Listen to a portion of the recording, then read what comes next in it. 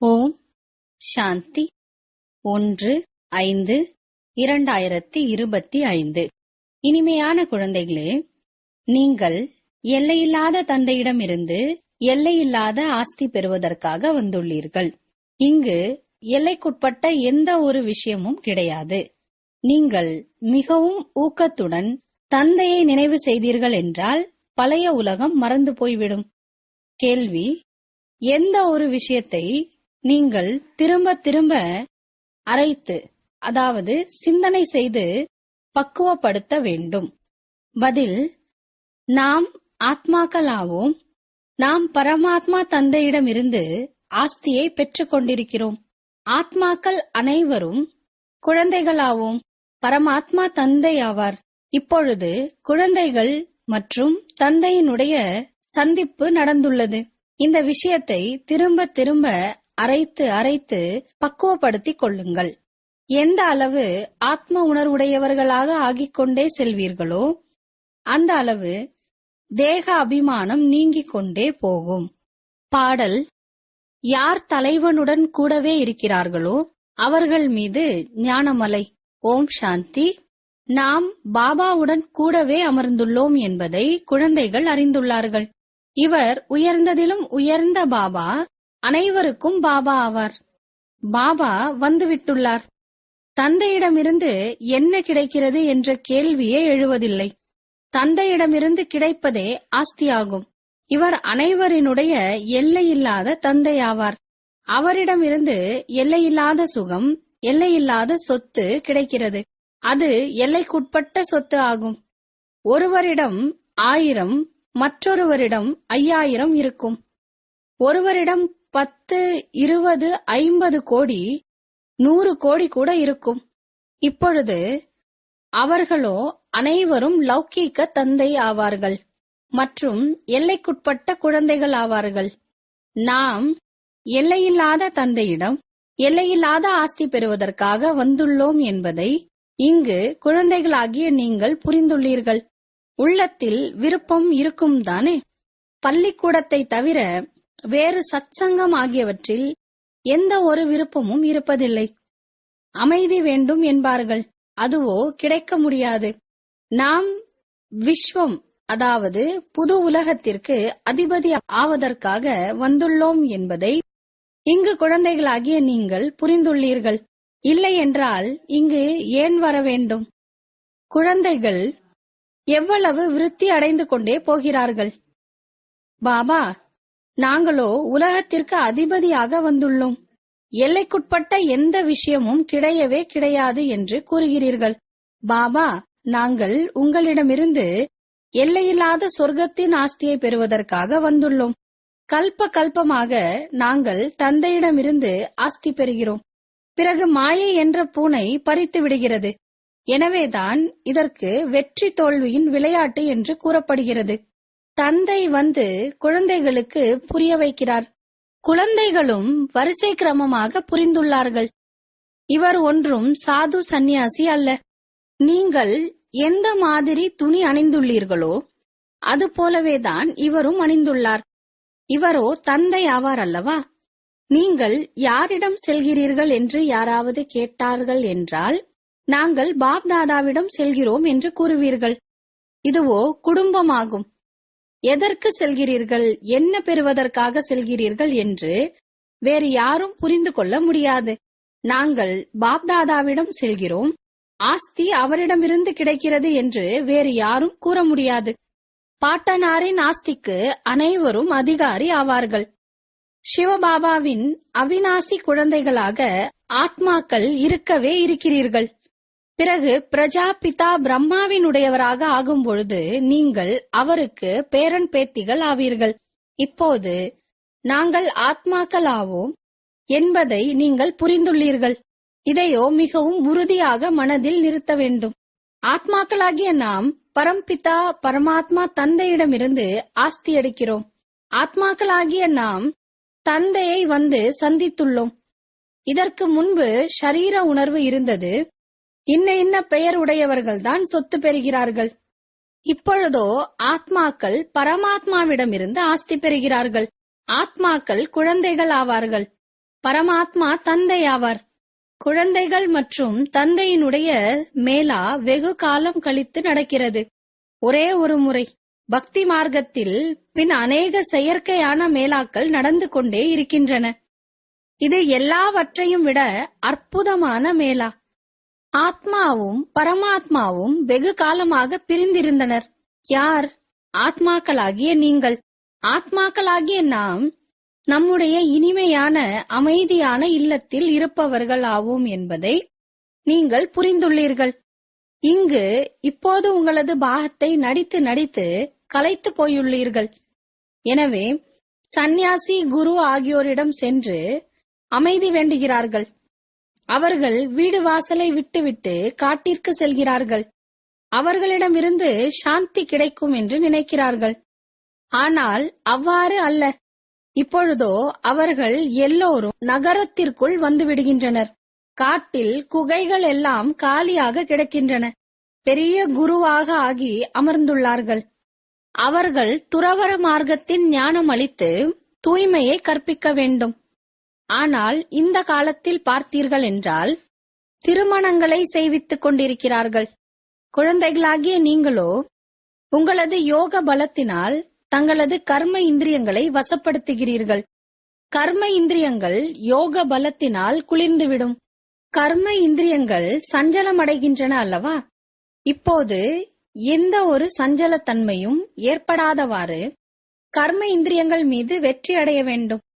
யோக பலமின்றி கர்ம இந்திரியங்கள் மீது வெற்றி கொள்வது என்பது இயலாத காரியம். கர்ம இந்திரியங்களின் சஞ்சலத்தன்மை யோக பலத்தினால்தான் விடுபடும் என்று தந்தை கூறுகிறார். யோக பலத்தின் ஆற்றலோ இருக்கிறது அல்லவா? இதில் மிகுந்த உழைப்பு தேவை. இனி போக போக கர்ம இந்திரியங்களின் சஞ்சலத்தன்மை இருக்காது. சத்தியுகத்திலோ எந்த ஒரு அசுத்தமான வியாதியும் இருக்காது. இங்கு நீங்கள் கர்ம இந்திரியங்களை வசப்படுத்தி செல்கிறீர்கள். எனவே எந்த ஒரு அசுத்தமான விஷயமும் அங்கு இருப்பதில்லை. பெயரே சொர்க்கம் என்பதாகும். அதை மறந்துவிட்ட காரணத்தால் லட்சக்கணக்கான வருடங்கள் என்று கூறிவிடுகிறார்கள். இதுவரை கூட கோவில்களை கட்டிக்கொண்டே இருக்கிறார்கள். ஒருவேளை லட்சக்கணக்கான வருடங்கள் ஆகியிருந்தது என்றால் பின்னர் விஷயங்கள் கூட நினைவிருக்க முடியாது. இந்த கோவில்கள் ஆகியவைகளை ஏன் கட்டுகிறார்கள்? அங்கு கர்ம இந்திரியங்கள் குளிர்ந்ததாக இருக்கும். எந்த ஒரு சஞ்சலத்தன்மையும் இருக்காது. சிவபாபாவிற்கோ கர்ம இந்திரியங்கள் இல்லை. மற்றபடி ஆத்மாவில் ஞானமோ முழுமையாக உள்ளது அல்லவா? அவரே அமைதியின் கடல் மற்றும் சுகத்தின் கடல் ஆவார். அந்த மனிதர்கள் கர்ம இந்திரியங்களை வசப்படுத்த முடிவதில்லை என்பார்கள். யோக பலத்தினால் நீங்கள் கர்ம இந்திரியங்களை வசப்படுத்துங்கள் என்று தந்தை கூறுகிறார். தந்தையின் நினைவில் இருங்கள். கர்ம இந்திரியங்கள் மூலமாக எந்த ஒரு சட்டத்திற்கு புறம்பான காரியமும் செய்யாதீர்கள். இப்படிப்பட்ட அன்பான தந்தையை நினைத்து நினைத்து அன்பு கண்ணீர் வர வேண்டும். ஆத்மா பரமாத்மாவுடன் கலந்து விடுவது ஒன்றும் இல்லை. ஷரீரத்தின் கடன் எடுக்கும் பொழுது ஒரே ஒரு முறை பரமாத்மா தந்தை சந்திக்கிறார். எனவே இப்பேற்பட்ட தந்தையுடன் எவ்வளவு அன்பாக நடக்க வேண்டும். பாபாவிற்கு, அதாவது பிரம்மா பாபாவிற்கு உத்வேகம் வந்ததல்லவா? எந்த அளவு? பாபா உலகத்தின் அதிபதியாக ஆக்குகிறார். பின் இந்த பணம், செல்வம் அனைத்தையும் என்ன செய்வது? அனைத்தையும் விட்டுவிடலாம். எப்படி பைத்தியம் போல ஆகிவிட்டார் அல்லவா? உட்கார்ந்தபடியே இவருக்கு என்ன ஆகிவிட்டது என்று எல்லோரும் கூற ஆரம்பித்து விட்டனர். தொழிலாகிய அனைத்தையும் விட்டுவிட்டு வந்துவிட்டார். அளவு கடந்த குஷி ஏற்பட்டது. சாட்சாத்காரம் ஏற்பட ஆரம்பித்தது. பிறகு மெதுமெதுவாக ஞானம் கிடைத்துக் கொண்டே இருக்கிறது. குழந்தைகளாகிய நீங்கள் இங்கு பள்ளிக்கூடத்திற்கு வந்துள்ளீர்கள். ஏம் ஆப்ஜெக்ட், அதாவது லட்சியமோ இருக்கிறது அல்லவா? இது ராஜயோகமாகும். எல்லையில்லாத தந்தையிடமிருந்து ராஜ்யத்தை பெறுவதற்காக வந்துள்ளீர்கள். நாம் பாபா வந்து எங்களது துக்கத்தை நீக்குங்கள், சுகத்தை அழியுங்கள் என்று யாரை நினைவு செய்து கொண்டிருந்தோமோ அவரிடமிருந்து நாம் இப்போது படிக்கிறோம் என்பதை குழந்தைகள் அறிந்துள்ளீர்கள். எங்களுக்கு கிருஷ்ணர் போல குழந்தை கிடைக்க வேண்டும் என்று பெண் குழந்தைகள் கூறுகிறார்கள். அட, அவரோ வைகுண்டத்தில் கிடைப்பார் அல்லவா? கிருஷ்ணர் வைகுண்டத்தில் இருப்பவராவார். அவரை நீங்கள் ஊஞ்சலாட்டுகிறீர்கள். எனவே அவரை போன்று குழந்தையோ வைகுண்டத்தில் தான் கிடைப்பார் அல்லவா?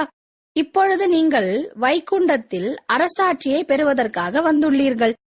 அங்கு அவசியம் இளவரசன் இளவரசிகள் தான் கிடைப்பார்கள். தூய்மையான குழந்தைகள் கிடைக்க வேண்டும் என்ற இந்த விருப்பம் கூட நிறைவேறுகிறது. பார்க்க போனால் இளவரசன் இளவரசிகள் இங்கு கூட நிறைய பேர் இருக்கிறார்கள். ஆனால் நரகவாசிகள் ஆவார்கள். நீங்கள் சொர்க்கவாசியை விரும்புகிறீர்கள். படிப்போ மிகவும் சுலபமானது ஆகும். நீங்கள் நிறைய பக்தி செய்துள்ளீர்கள், அடி வாங்கியுள்ளீர்கள் என்று தந்தை கூறுகிறார். நீங்கள் எவ்வளவு குஷியுடன் புண்ணிய தீர்த்த ஸ்தலங்களுக்கு செல்கிறீர்கள். அமர்நாத் யாத்திரை செல்கிறார்கள். சங்கரன் பார்வதிக்கு அமர கதை கூறுகிறார் என்று நினைக்கிறார்கள். அமரநாதரின் உண்மையான கதை நீங்கள் இப்பொழுது கேட்கிறீர்கள். இதுவோ தந்தை வந்து உங்களுக்கு கூறுகிறார். நீங்கள் தந்தையிடம் வந்துள்ளீர்கள். இவர் பாக்யசாலி ரதம் ஆவார். இவர் சிவபாபா இதனை கடனாக எடுத்துள்ளார் என்று அறிந்துள்ளீர்கள். பாபா, எங்களால் பேச முடிவதில்லை என்று கூறுகிறார்கள். இதுவோ நீங்கள்தான் புருஷார்த்தம் செய்ய வேண்டும். இதில் பாபா என்ன செய்ய முடியும்? தந்தை குழந்தைகளாகிய உங்களை சிறந்தவர்களாக ஆக்குவதற்கான எளிய வழியை கூறுகிறார். ஒன்று, கர்ம இந்திரியங்களை வசப்படுத்துங்கள். இரண்டாவது, தெய்வீக குணங்களை நடைமுறையில் கொண்டு வாருங்கள். யாராவது கோவப்பட்டு பேசினார்கள் என்றால் கேட்காதீர்கள். ஒரு காதால் கேட்டு மறு காதால் வெளியேற்றி விடுங்கள். விரும்பத்தகாத எந்த தீய விஷயங்களையும் கேட்கவே கேட்காதீர்கள். பாருங்கள், கணவர் கோவப்படுகிறார், அடிக்கிறார் என்றால் என்ன செய்ய வேண்டும்? கணவர் கோவப்படுவதை பார்க்கும்போது அவர் மீது மலர் பொழியுங்கள். சிரித்துக் கொண்டே இருங்கள். யுக்திகளோ நிறைய உள்ளன. காமம் கோபம் உடையவர்களாக இருக்கிறார்கள் அல்லவா? அபலைகள் முறையிடுகிறார்கள். ஒரு திரௌபதி அல்ல, எல்லோருமே ஆவார்கள். இப்பொழுது தந்தை மானபங்கப்படுத்துவதிலிருந்து காப்பாற்ற வந்துள்ளார்.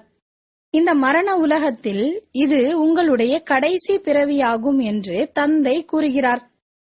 நான் குழந்தைகளாகிய உங்களை சாந்தி தாமம் அழைத்து செல்ல வந்துள்ளேன். அங்கு பதீத்தமான ஆத்மாக்கள் போக முடியாது. எனவே நான் வந்து அனைவரையும் பாவனமாக ஆக்குகிறேன். யாருக்கு என்ன பாகம் கிடைத்துள்ளதோ அதை முடித்துவிட்டு இப்பொழுது எல்லோரும் திரும்பி செல்ல வேண்டும். முழு விருட்சத்தின் ரகசியம் புத்தியில் உள்ளது. மற்றபடி விருட்சத்தின் இலைகளை கணக்கிட்டுக் கொண்டிருக்க முடியுமா என்ன? எனவே தந்தை கூட அடிப்படை விஷயத்தை புரிய வைக்கிறார். விதை மற்றும் விருட்சம். அடுத்து மனிதர்களோ ஏராளமாக உள்ளார்கள். ஒவ்வொருவருக்குள்ளேயும் என்ன இருக்கிறது என்று தெரிந்து கொண்டு இருப்பாரா என்ன? மனிதர்கள் பகவானோ அந்தர்யாமி ஆவார். ஒவ்வொருவருக்குள்ளும் இருக்கும் விஷயத்தை அறிந்திருப்பார் என்று நினைக்கிறார்கள். இவை எல்லாமே குருட்டு நம்பிக்கை ஆகும். நீங்கள் வந்து எங்களை பதீத்த நிலையிலிருந்து பாவனமாக ஆக்குங்கள், ராஜயோகத்தை கற்பியுங்கள் என்று என்னை அழைக்கிறீர்கள் என்று தந்தை கூறுகிறார். இப்பொழுது நீங்கள் ராஜயோகத்தை கற்றுக்கொண்டிருக்கிறீர்கள். என்னை நினைவு செய்யுங்கள் என்று தந்தை கூறுகிறார். தந்தை இந்த வழியை அளிக்கிறார் அல்லவா? தந்தையினுடைய ஸ்ரீமத் மற்றும் விதிமுறை எல்லாவற்றையும் விட தனிப்பட்டது ஆகும். வழி என்றால் ஆலோசனை. அதன் மூலம் நமக்கு சத்கதி கிடைக்கிறது. அதே ஒரே தந்தை மட்டுமே நமக்கு சத்கதி அளிப்பவர் ஆவார். வேறு யாரும் இல்லை. இச்சமயத்தில்தான் அழைக்கிறார்கள், சத்யுகத்திலோ அழைப்பதில்லை. இப்பொழுதுதான் அனைவருக்கும் சத்கதி அளிக்கும் வள்ளல் ஒரு ராமர் என்று கூறுகிறார்கள். மாலை உருட்டும் பொழுது உருட்டியபடியே பூ வரும் பொழுது அதை ராம் என்று கூறி கண்களில் ஒத்திக்கொள்கிறார்கள். ஒரு மலரை மட்டும்தான் ஜெபிக்க வேண்டும். மற்றது அவருடைய தூய்மையான படைப்பு.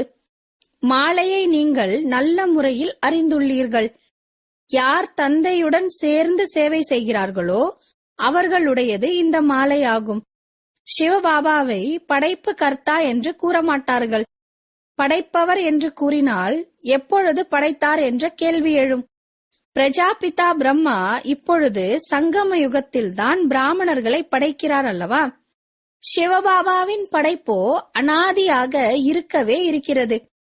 தூய்மையற்ற நிலையிலிருந்து தூய்மையாக ஆக்குவதற்காக தந்தை வருகிறார். இப்பொழுதோ இருப்பது பழைய சிருஷ்டி. புதியதில் இருப்பவர்கள் தேவதைகள் ஆவார்கள். இப்பொழுது சூத்திரர்களை யார் தேவதையாக ஆக்குவது? நீங்கள் மீண்டும் தேவதையாக ஆகிறீர்கள். பாபா நம்மை சூத்திரரிலிருந்து பிராமணராக மற்றும் பிராமணரிலிருந்து தேவதையாக ஆக்குகிறார் என்பதை அறிந்துள்ளீர்கள். இப்பொழுது நீங்கள் தேவதையாக ஆக வேண்டும் என்பதற்காக முதலில் பிராமணராக ஆகியுள்ளீர்கள். மனித சிருஷ்டியை படைப்பவர் பிரம்மா ஆவார். அவர் மனித சிருஷ்டியின் தலைவராவார். மற்ற ஆத்மாக்களின் அவிநாசி அழியாத தந்தை சிவனோ இருக்கவே இருக்கிறார். இந்த எல்லா புது விஷயங்களையும் நீங்கள் கேட்கிறீர்கள். யார் புத்திசாலியாக இருக்கிறார்களோ அவர்கள் நல்ல முறையில் தாரணை செய்கிறார்கள். மெல்ல மெல்ல உங்களுடையதும் விருத்தியாகிக் கொண்டே போகும். இப்பொழுது குழந்தைகளாகிய உங்களுக்கு நினைவு வந்துள்ளது, நாம் உண்மையில் தேவதைகளாக இருந்தோம். 84 பிறவிகள் எப்படி எடுக்கிறோம், எல்லா ரகசியங்களையும் நீங்கள் அறிந்துள்ளீர்கள். அதிகமான விஷயங்களில் செல்ல வேண்டிய அவசியமே இல்லை. தந்தையிடமிருந்து ஆஸ்தி பெறுவதற்காக முக்கியமான விஷயம் தந்தை கூறுகிறார். ஒன்று, என்னை மட்டும் நினைவு செய்யுங்கள். மற்றொன்று, தூய்மையாக ஆகுங்கள். சுயதர்ஷன சக்கரதாரியாக ஆகுங்கள் மற்றும் தனக்கு சமமாக ஆக்குங்கள். எவ்வளவு சுலபமானது! நினைவு நிலைப்பது இல்லை, அவ்வளவுதான். ஞானமோ மிகவும் சுலபமானது. இப்பொழுது பழைய உலகம் முடிய போகிறது. பிறகு சத்தியுகத்தில் புதிய உலகத்தில் தேவி தேவதைகள் ஆட்சி புரிவார்கள். இந்த உலகத்தில் பழையதிலும் பழையது இந்த தேவதைகளின் படங்களாகும், அல்லது இவர்களுடைய அரண்மனைகள் ஆகியவை ஆகும். பழையதிலும் பழைய விஸ்வ மகாராஜா மகாராணியாக இருந்தோம் என்று நீங்கள் கூறுவீர்கள். ஷரீரமோ அழிந்து போய்விடுகின்றது. மற்றபடி படங்களை வரைகிறார்கள். இங்கு ஆட்சி புரிந்து கொண்டிருந்த லக்ஷ்மி நாராயணர் எங்கு சென்றார்கள் என்பது இப்பொழுது யாருக்காவது தெரியுமா என்ன? ராஜ்யத்தை எப்படி அடைந்தார்கள்?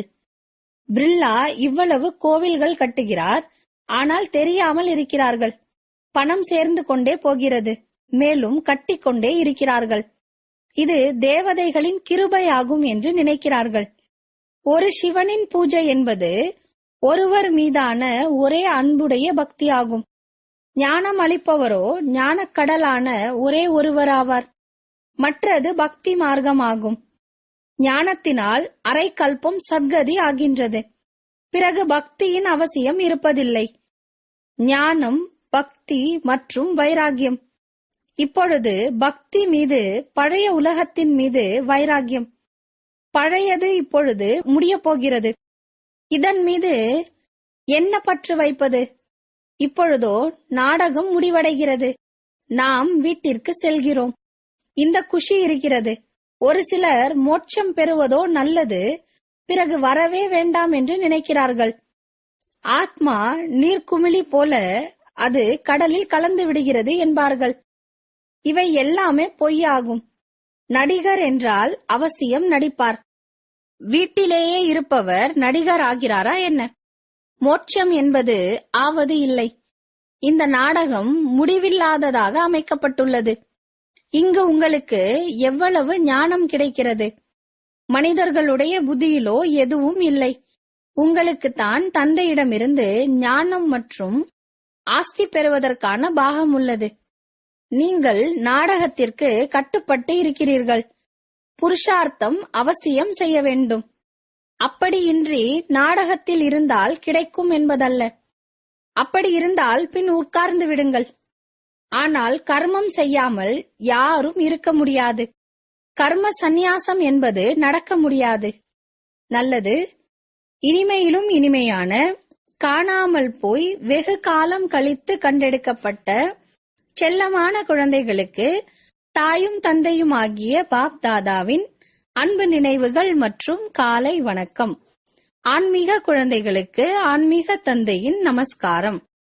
ஆன்மீக தந்தைக்கு ஆன்மீக குழந்தைகளின் அன்பு நினைவுகள் மற்றும் காலை வணக்கம், நமஸ்காரம். தாரணைக்கான முக்கிய சாரம்: யோக பலத்தின் ஆற்றல் மூலமாக தங்களது கர்ம இந்திரியங்களை குளிர்ந்ததாக ஆக்கிக் கொள்ள வேண்டும். கர்ம இந்திரியங்களை வசப்படுத்தி வைக்க வேண்டும். தீய விஷயங்களை கேட்கவும் கூடாது, கூறவும் கூடாது. எந்த விஷயங்கள் விருப்பமில்லாதவையோ அவற்றை ஒரு காதால் கேட்டு மறு காதால் வெளியேற்றி விட வேண்டும். தந்தையிடம் இருந்து முழு ஆஸ்தி பெறுவதற்காக சுய தர்ஷன சக்கரதாரியாக ஆக வேண்டும். தூய்மையாக ஆகி தனக்கு சமமாக ஆக்கும் சேவை செய்ய வேண்டும். வரதானம்: முரளி என்ற இசைக்கருவியின் மூலமாக மாயாவினை சமர்ப்பணம் செய்ய வைக்கக்கூடிய முரளிதரன் ஆகுங்கள். முரளி என்ற இசைக்கருவியின் மூலமாக மாயாவினை சமர்ப்பணம் செய்ய வைக்கக்கூடிய முரளிதரன் ஆகுங்கள். நிறைய முரளிகளை நீங்கள் கேட்டுள்ளீர்கள். இப்பொழுது அப்படி ஒரு முரளிதரனாக ஆகுங்கள். அதாவது மாயா சதா காலத்திற்கு சமர்ப்பணம் ஆகிவிட வேண்டும். முரளி என்ற ரகசியத்தின் இசைக்கருவியினை சதா வாசித்து வந்தீர்கள் என்றால் சதா காலத்திற்கு மாயா சமர்ப்பணமாகிவிடும்.